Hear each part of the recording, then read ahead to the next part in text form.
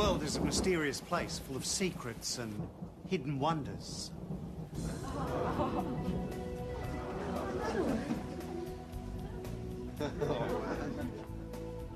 Nothing is quite what it seems. How did you do that? I have no idea. There's got to be some trick to it. It must be like... Shh, just enjoy the show.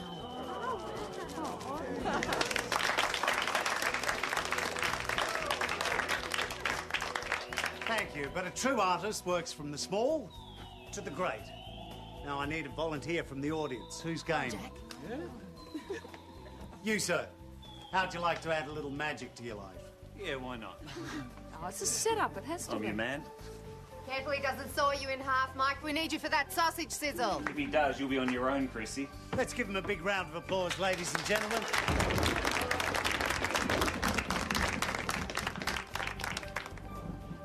Nice and snug. It's very comfy. Some blokes pay a fortune for this sort of thing. Now, it wouldn't be a magic show without a few magic words, would it? So, here we go. Wham, bam, alakazam.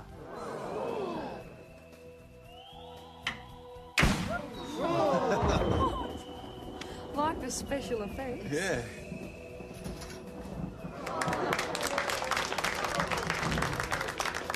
This is every wife's dream, isn't it? To make her husband disappear? Well, where is he? I mean, disappeared in the fifth dimension? Been beamed up to the Starship Enterprise? I think we should bring him back. And ask him. Splish, splash, alakazash. Well, you try making up magic words.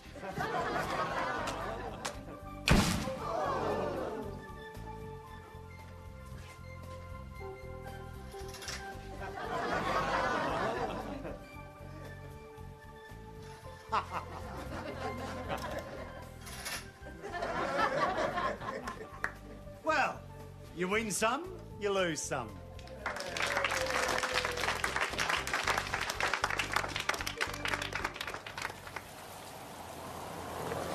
Come on, everybody, buy up. All proceeds to Red Cross. Have a beer, please, Chris. Hey, mate. That stuff with the lights, that was fantastic. How'd you do it? Very well, I thought. Sorry, son, it's a trade secret. Look, I'm a cop, right? I'll keep a secret. Yeah, but the thing is, you know, that secrets, right? They have a bit of a way of just popping up when you least expect it. Wow. Now, listen, do us a favour, will you? Rack off and let me have a beer. Yeah, no worries. What have you done with my husband? Isn't he with you? This is all a joke. It isn't very funny. He's not outside. He's not in the car. You made him disappear. Now bring him back. I'm sorry, I can't. Don't know where he is.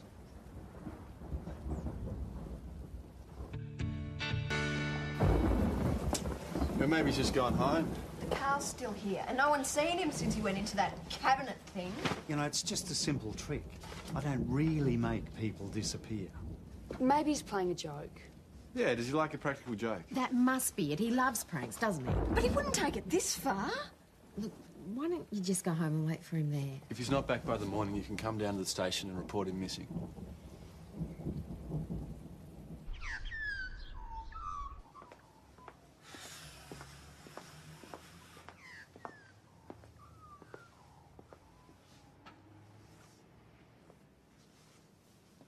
PJ?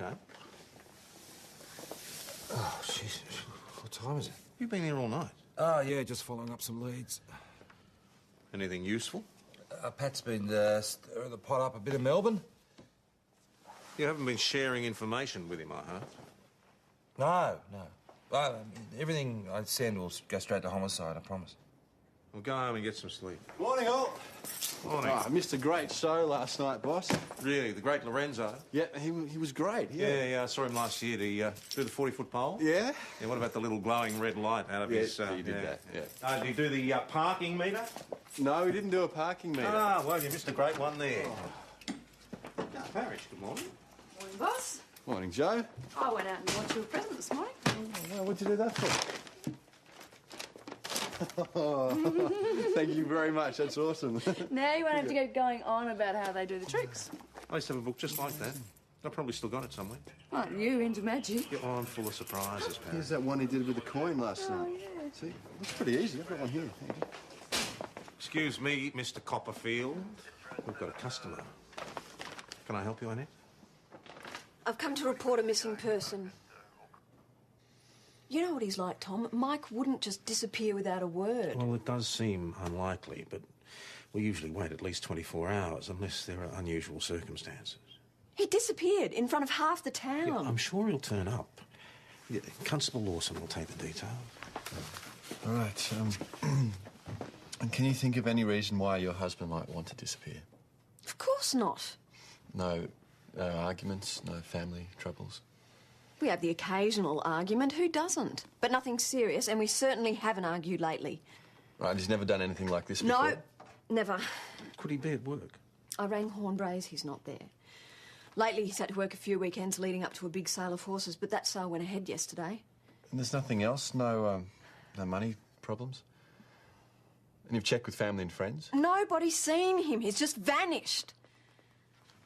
He's not the sort of man to just take off without a word. Please, find him. We'll do our best. So why would a happy family man just disappear? People disappear all the time, just up stakes and start again. It's not a crime. Maybe he wasn't so happy. Would you reckon his wife would have known if he wasn't? Or maybe she didn't see the signs. I mean, I had no idea that Rachel wanted out of our marriage until it was far too late. They say the woman's always the last to know. Maybe he just didn't have the guts to tell her. Look, it sounds like he's just shot through. End of story. Mike always seemed pretty level-headed to me. If he was going to do a run on his family, why choose such an elaborate way to go about it? No, he didn't choose. The magician chose him. Really? Well, perhaps you'd better go and have a talk to our famous magician. No, I'll take that. It's hardly a CI matter at this stage. I'm sure Jack can handle it. I'd just like to keep busy. You don't say. Jack doesn't mind me tagging along, do you, Jack? No. I'll give you a couple of tips. Detective work. Well, if that's what you really want. I love magicians. Yeah. Off you go, then. And Lawson, don't disappear. That bloke last night, he didn't volunteer. You chose him on purpose. Yeah, so? Do you usually choose your victims? Well, last night was a bit different. You know, the bloke called me a couple of days ago. Well, must have seen a poster. What, so Michael Harding approached you? Yeah, that's right. Said he was a bit of a magic buff, you know, thought it might be a bit of a laugh. Well, why didn't you tell his wife about it last night? Things didn't go according to plan. Right. See, he was supposed to wait around backstage. 20 minutes, that's all. And then he was going to reappear, was he? Yeah, while I was doing the finale, he was going to come back on, you know, do some sort of lame gag about, you know, being abducted by aliens, that sort of thing. Take a bow. I mean, what did I care? As long as I got my money. What, so he was going to pay you? Well, he was supposed to give me $200. Right. Well, you're going to have to walk us through the trick. No, I can't do that. What? Well, we swear not to tell people how the illusion's created. I can keep a secret. Well, that's what I said, mate. But I've told you everything I know. I know, but his wife has reported him missing, so it's police business. But that's got nothing to do with me. I know, Hey, don't touch that. It's so simple, PJ. Just a swiveling thing. Give us a hand Just up. press Hey, the button up. Yeah.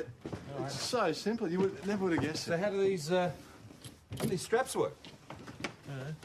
They're quick release. Uh-huh. All right, can you show me how this contraption works? You ready? Slowly. Oh, okay. 1, 2, 3. Oh! So, now you know how it works. Secret safe.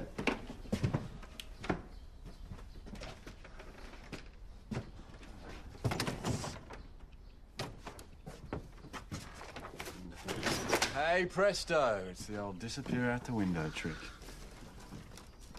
No doubt about it. Harding planned to disappear. There were fresh footprints under the window. A pretty bizarre way to do it.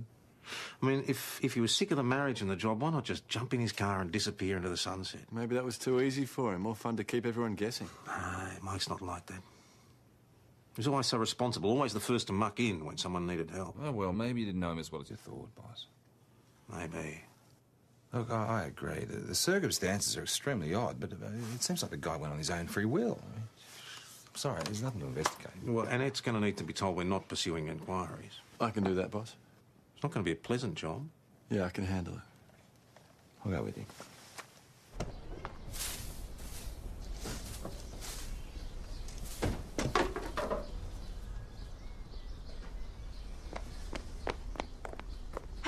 him yet? No, not yet. This is Senior Detective Hasham.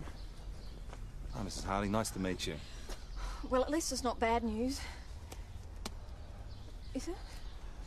Mrs. Harding, it seems that your husband has intentionally disappeared. But he wouldn't just leave without a word. We've spoken to the magician. It appears... What about Dad?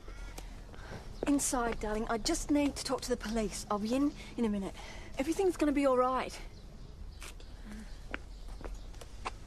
You see, apparently your husband arranged with the magician to be chosen for the disappearing act. No, why would he do that? Well, we found the window that he climbed out of. I don't understand. Well, it suggests that he planned to disappear. But that's not possible. Mike just wouldn't leave us like that. I'm afraid that's what he seems to have done. Why would he leave without his credit cards and checkbook? He didn't take them with him? He left his jacket with me when he went on stage, and they're still in the inside pocket with his wallet. Well, he couldn't get very far without money. Something must have happened to him. Lawrence Fletcher, known as the Great Lorenzo. See what's known? I thought there was nothing to investigate. It's worth checking out. I mean, the guy's a magician. He cuts people up for a living. I'll see what I can find. All right, Jack, what do you got? Ah, right. Harding left without his car. He didn't pack a thing, and now we find out he didn't take any money with him. Suicide? I wouldn't have thought he was the type. Oh, you never can tell. It'd be worth searching the bushland, the backside of the hall. Yeah, all right. Parrish, go with Lawson and have a look around. There's nothing but swampy bush out there. You'd better take your gumboots. Well, I don't get it. If he was planning on suicide, then why tell the magician that he'd be back in 20 minutes? If he was planning suicide, he'd hardly tell him the truth, would he? I don't know, boss. I mean, when he got up on stage, he didn't look like someone who's about to commit suicide. I hope you're right. Here we go. Looks like our magician has form. Look, we only ever took small change. 50, 100 bucks, tops.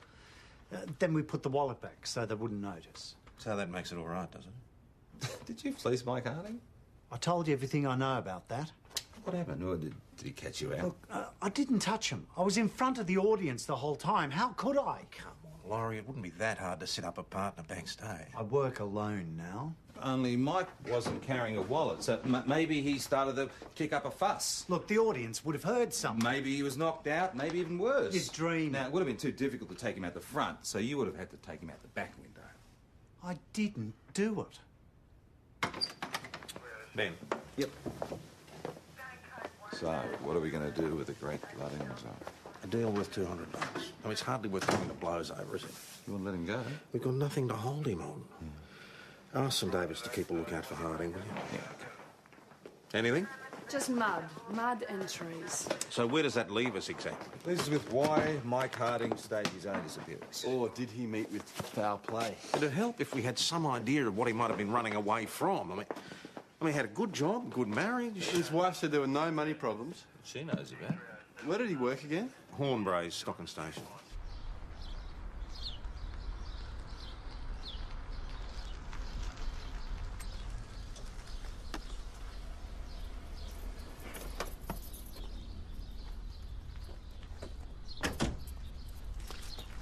Darren Aiken. Yes? I'm Senior Detective Hasham. This is Constable Jack Lawson.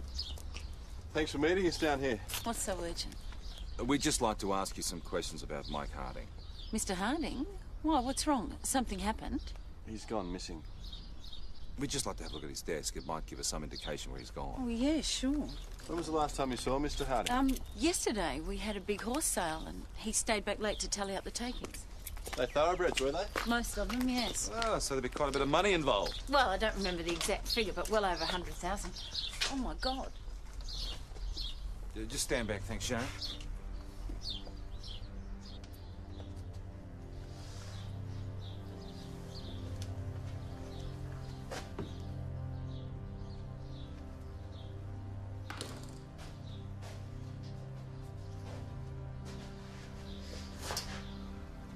Better call it in, mate. Thomas 508 Portable to VKC. Attending a cold berg at Hornbrae Stock and Station. Looks like the safe's been blown. Request Crime scene and fingerprints. crime scene and fingerprints. Received 508, your service is on the way. Received. 9:31 p.m. Any cash? Not a scary. Looks like we found his reason for disappearing. Hey, Sharon, how much money was in the safe?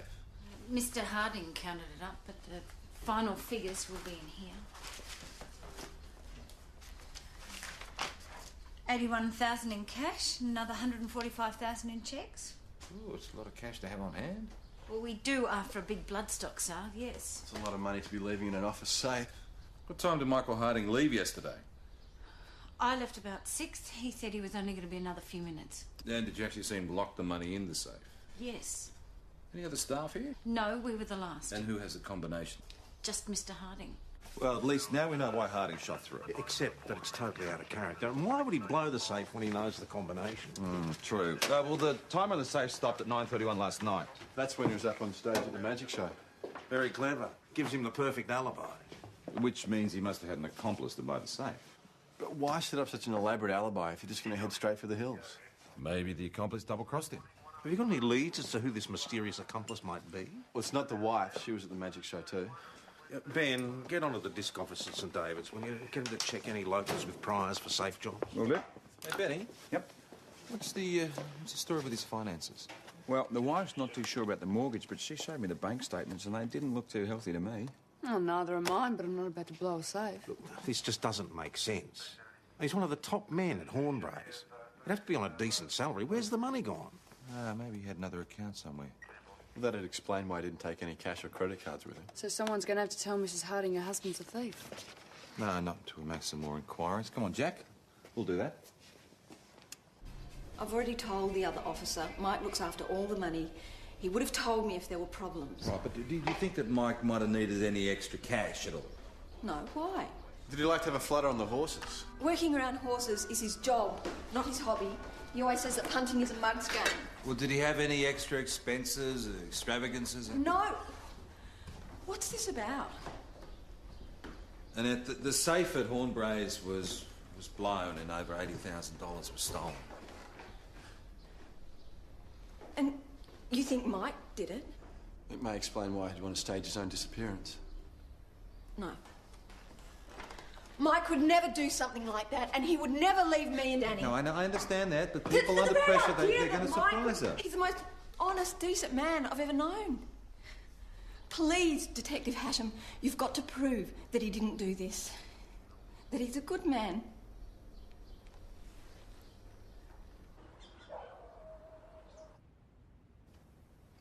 How can you be married to someone for so long and not even know what they're up to? Happens all the time, Jacko.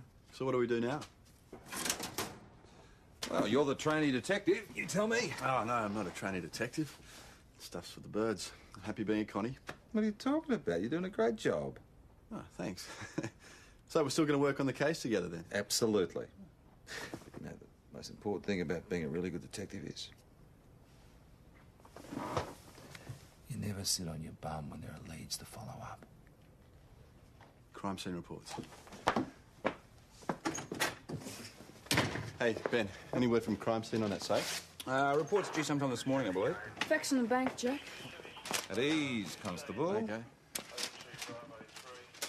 Hey, you were right about him having another credit card account? Yeah, and all the statements are set to his work. Well, he's spending up big. Yeah, restaurants, boutiques, the Coach House Motel in St David's. Interesting. Right, let's go and have a chat to the manager. Yep, okay. See who Harding's been playing around with. There you go, Jacko. It's magic. Well, you've just spoken to the manager of the Coach House Motel, and he tells us that Mike Harding had a regular rendezvous with a woman that matches your description. A rendezvous. That's a quaint way to put it. How long had you two been having the affair? I haven't said we were having an affair. Sharon, we've got a very accurate description of you, and I'm sure there's plenty of people in St David's that can confirm seeing the two of you together. Well, what if they can? Surely my morality is out of your jurisdiction. We're trying to find him. Ugh, I don't know where he is. I wish I did. I've been worried sick. Has Mike said anything to you recently about plans to leave Mount Thomas? No. Are you going to meet up with him somewhere? No, I told you, I don't know where he is. When you came to tell me he was missing yesterday, I was frantic. Yeah, you did a pretty good job of covering it. Oh, well, what was I supposed to do? Fall apart in front of you? That would have been a dead giveaway. Is there anything you're not telling us? No, I've told you everything I know. Oh, come on, Sharon. $81,000? That's plenty of money to start a new life together. You think Mike stole that money? Ah, not on his own. That's ridiculous. I don't have to listen to this. Do you mind telling us where you were on Saturday night? I was in Melbourne staying with my sister. I took the 6:30 train. Right, we're going to need a contact number. Of course. Now, I've got a lot of work to do. If Mike does get in contact with me, I'll tell him you're looking for him. If Sharon Aitken is the accomplice, how come she didn't shoot through as well? Maybe she wasn't invited. Harding could have used this as an opportunity to break it off with her as well. Or maybe she's covering for him and they'll meet up later. Does her alibi check out? Well, the sister's not answering the phone and Joe's checking at the station to see whether Sharon actually got on the train. Are we looking at anyone else? The only other obvious contender is the wife. Who was at the magic show when the safe was blown? What if Annette found out about the affair? Is she the jealous type? Well, what are you suggesting? That she organised for someone to whack him over the head during the magic act? It'd be worthwhile sounding her out, see if she did know about the affair. I don't understand. Well, it looks like he had another credit card. One that he used for entertaining. Oh.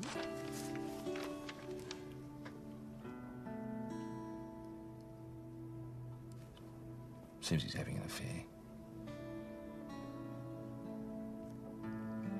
No, that's not possible. Mike wouldn't do something like that.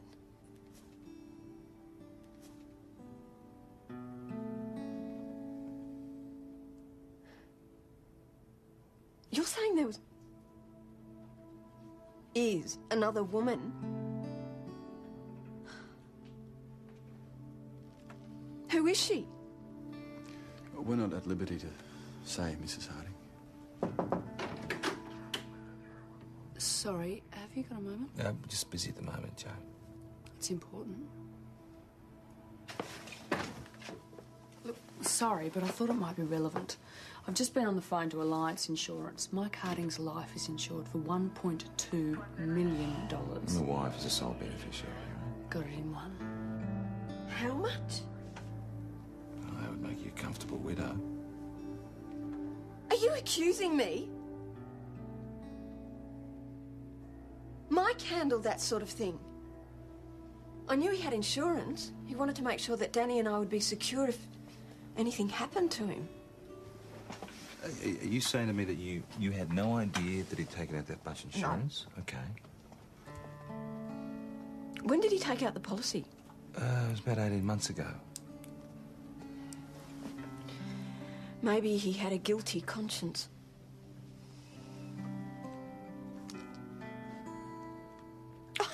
I thought I knew him. No secrets, we always said. And he's lied and lied. I didn't know him at all.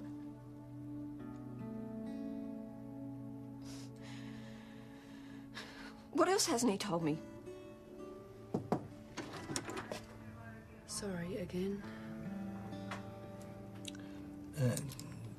I'll be 1 second, okay? 1 second.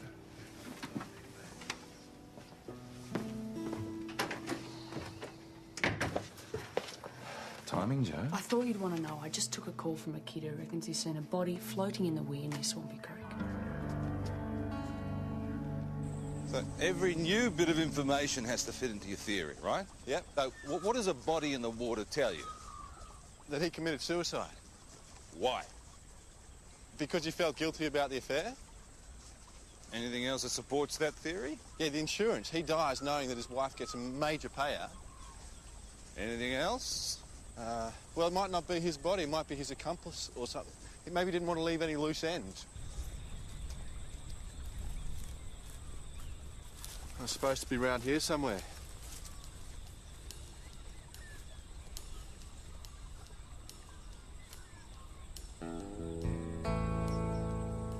There it is.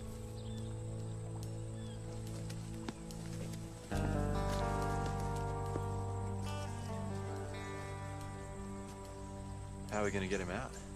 We? This looks like a uniform matter to me.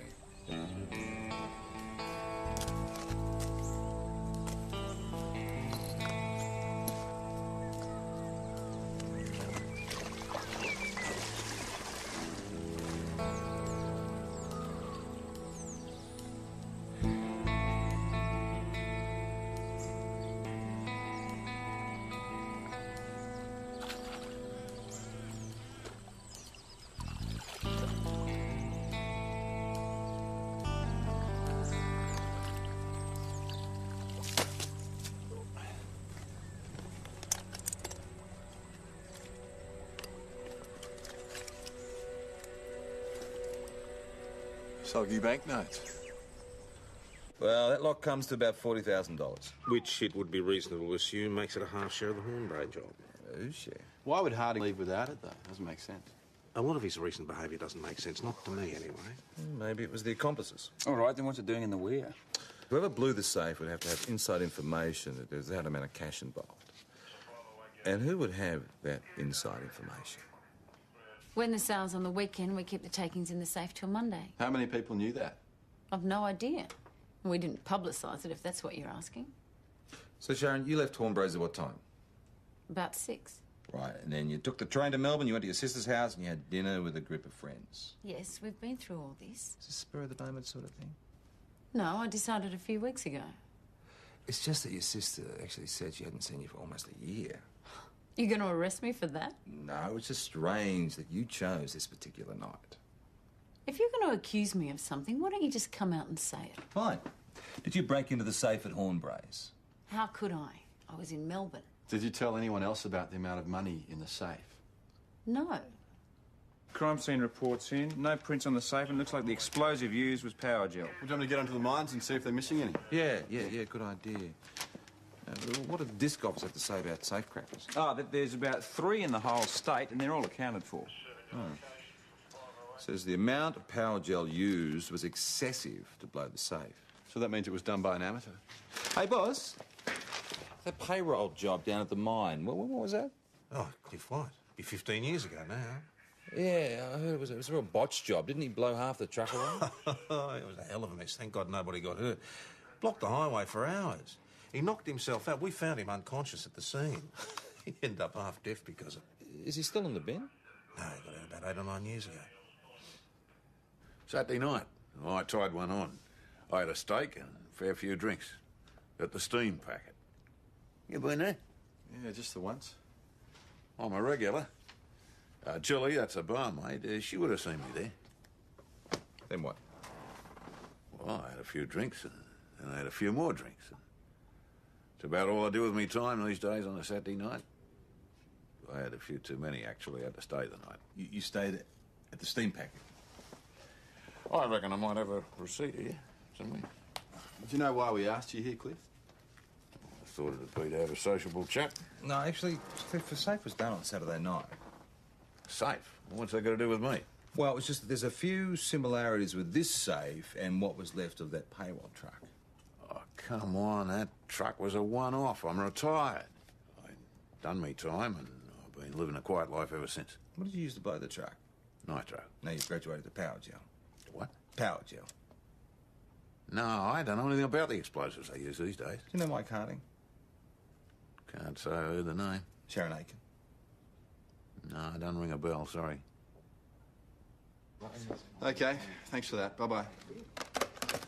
That was Julie from the Steam Packet. She says Cliff was there on Saturday night.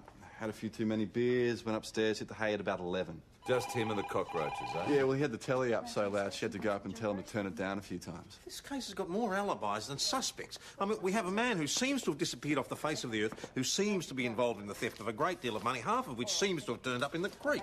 So where the hell are we? Look, that was Hornbrays. Looks like Sharon Aiken might have done a runner. She made a phone call just before she went out. She was furious. Did you hear her mention her name? No, but whoever it was copped an earful. Then she just stood up and walked out. Any idea where she was headed?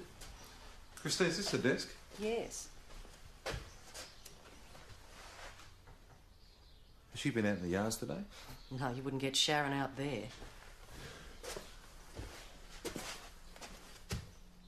Did she go out anywhere else? She did, as a matter of fact. She took a long lunch. Has anyone used her phone since Sharon left? Not that I know of. Hello, you've rung Cliff, but I must be out. Leave us a message and I'll call you back. Remember to speak up, because I'm a bit deaf. Now we've got a connection between Sharon and Cliff White. And Sharon is missing. Do you reckon she's done a run for it? Well, that's what I think, Lawson. You're the trainee detective. What do you think? All right, maybe she's gone to meet with Mike. And why leave suddenly? And why leave after a heated discussion with Cliff? Maybe he's double-crossed her. Hang on. What about the mud? Mud. All right, she goes for a long lunch. She comes back covered in mud. She has an argument with Cliff on the phone, and then she leaves. She's looking for the money down behind the hall. We'll make a detective out of you yet, Lawson. You got $40,000 in your kick. It's a rainy night. Where would you stash it? In the bank. Which bank? The Creek Bank.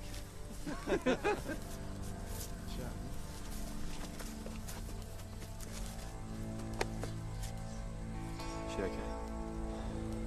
She's taken a fair whack, but she'll live.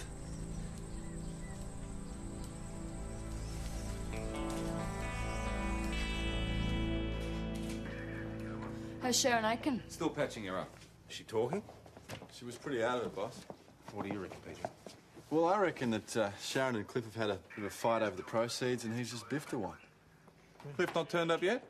No, we checked his place and the steam packet. No luck, so D24 are keeping a lookout. Right. One thing I can't understand is how would somebody like Sharon get mixed up with somebody like Cliff? Yeah, it's not like she's going to look up safe crackers in the yellow pages, is it? I've got Cliff here on leap. Unknown associates. There's a Graham Aitken. You don't say. They did time in Pentridge together. Hang on. That last known address. It matches the sister, Sharon Aiken's sister in Melbourne. PJ, the hospital for you. Yep. What's your connection with Cliff White? I've no idea what you're talking about. We know that your uncle did a stretch with him. So? I suggest to you that you employed Mr. White to blow the safe so that you and Mike could run away with the proceeds. I think you have an overactive imagination. We also know that you rang him from your work. All right, I know Cliff. I went to talk to him. Things got heated. What did you talk to him about? Mike's disappearance. I thought he might know something. That's why I rang him. Why would he know something? Well, first there's a break-in, then Mike goes missing. Isn't it obvious? Not to me. Why don't you clear it up? Look, I've known Cliff for years. He's an old friend of the family. I may have inadvertently mentioned something about the money in the safe. And you think he came out of retirement after all these years to pull this job off his own bat? Well, when I heard Mike was missing, I thought the worst. Maybe they were in it together. Go on. Well, Cliff could have threatened Mike. You saw what he did to me. But if Cliff attacked Mike, why didn't he take his share of the money? $40,000 was found in the weir just near Swampy Creek. Well, that's what you're looking for, wasn't it? I don't know what you mean. I told you, this must have been Cliff's idea. He's done something to Mike. I know he has. She's covering for Harding. I have no idea why she bothered her. It looks like Harding has skipped town and left her with this mess. You think all three of them went it together? Yeah, that's the most likely theory. So what do you suggest we do? We put out a vehicle whereabouts on Cliff's car and call the steam packet, talk to them, double-check his alibi. Go and do it. Thanks, mate. That's great. Okay, bye-bye. That was Barry, barman at the steam packet. He was there on Saturday night. With Jilly? No, Jilly was in and out, but he was there all night and he remembers seeing Cliff. But he reckons Cliff was gone for about an hour, hour and a half, between 9 and about 20 past 10-ish. Great. Yeah, well, that's when he made a whole lot of noise before going up to bed. Right, so that gives Cliff plenty of time to blow the safe, right? Get back to the pub, make plenty of noise, so he's remembered. Good work. Well, some conscientious young constable took notice of your vehicle whereabouts, Jack.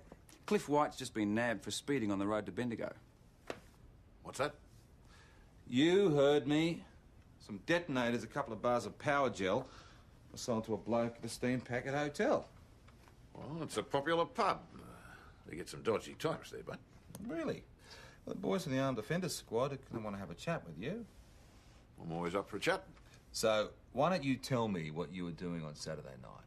Already told you I was at the steam packet. No one saw you there between 9 and 10:20. Well, that's where I was. Well, that joint was pretty crowded. It'd be hard to notice anyone. What happened to Mike Harding? Mike? Michael Harding, your accomplice. Never heard of him, sorry. Well, according to Sharon Aiken, she thinks that you've got something to do with his disappearance. Sharon? Aiken, friend of the family, you thumped her? Hey, I never thumped anyone. What do you think I am? But you do know her. What were you doing down near Swampy Creek, mate? Who said I was there? Oh, come on. Just turn it up, Cliff. Your alibi doesn't stand up, OK? You've been ID'd by the bloke that sold you the stuff. And that gel is going to match the stuff used at the Hornbray safe. And what else do you want? Oh, I never hurt anyone. I never even met this Mike bloke. Yeah, all right, I done the job on the safe. And I dropped the money off in the log like I was told. Who told you, Cliff? Easy money, she said. Ugh. All I want is a nice, quiet retirement. It's Cliff White's share from the safe job. Where was it? It was under his house. We would have found it, but he led us straight to it. Yeah, you see, Cliff wanted to make a good impression with the judge. Oh, God, he's not going to make any impression at all if he actually knocked off Mike Harding. Well, that's the thing. He reckons he never even met Harding. And you believe him? Nothing's come up to say otherwise. But you see, the whole thing was organised by Sharon. Cliff did the safe and took Harding's share of the money to a hollow log near Swampy Creek. Oh, I didn't explain it. The whole creek was in flood. No wonder the bag got washed away. Oh, it must have been a hell of a shock. So did he panic and leave town, or was he still out there in the bush wandering around looking for his share of the loot? Well, that's the most direct route from the back of the hall to the drop-off point. It took about 18 minutes. But Harding wanted to get here and back to the stage in 20 minutes. No, it's not possible. There's no way he could have done it. Well, maybe he didn't come here. I mean, it was a rainy night. He might have panicked. Going to pick up the money the next day. Hang on a sec. There's this stormwater drain thing here. It runs from the back of the Mechanics Institute all the way down to the creek just down there. Just under a K. He could have done that in under 20 minutes. What do you reckon? After you. All right. You coming?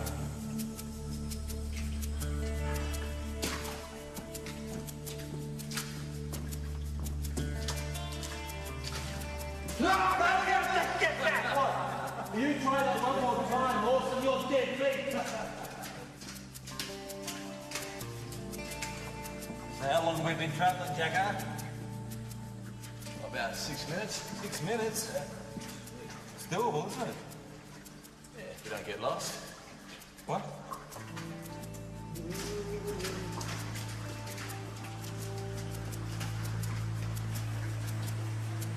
PJ.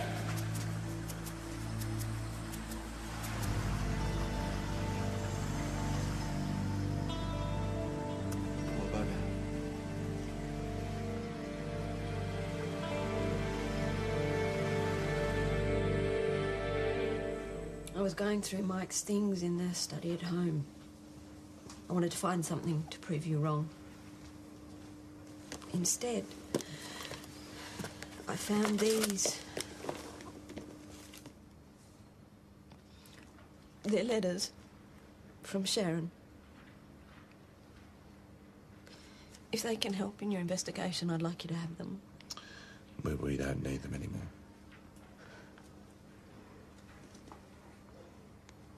They're beautiful letters, you know. The poetry in the words, the feelings behind them. I could never write anything like that. Thank you for all you've done. Oh, I just wish I could have done more. You think when you love someone, you know all about them. You think you can tell if they're happy or sad or lying. But you can't ever get inside someone's head, can you? Then they're gone, and you never get a chance to find out. Could I have said or done anything that would have made a difference? At least you know the truth now. If he just told me he was leaving me, I could have come to terms with it.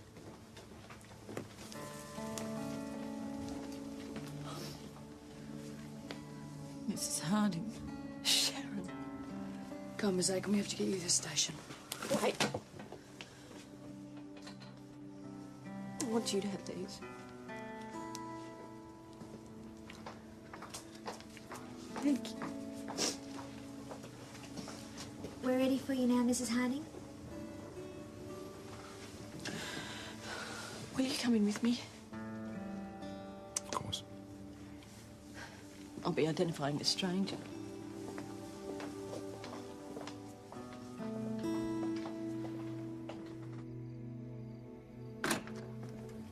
Morning, Joe. Hey, Jacko, what are you doing here?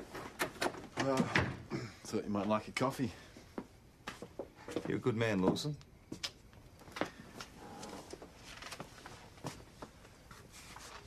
Would you, like a biscuit with that? Oh, but I see Sir has one already. How did you do that?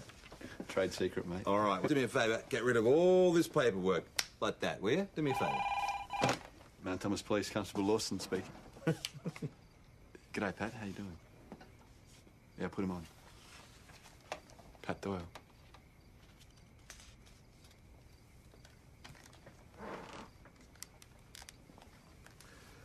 G'day, Pat.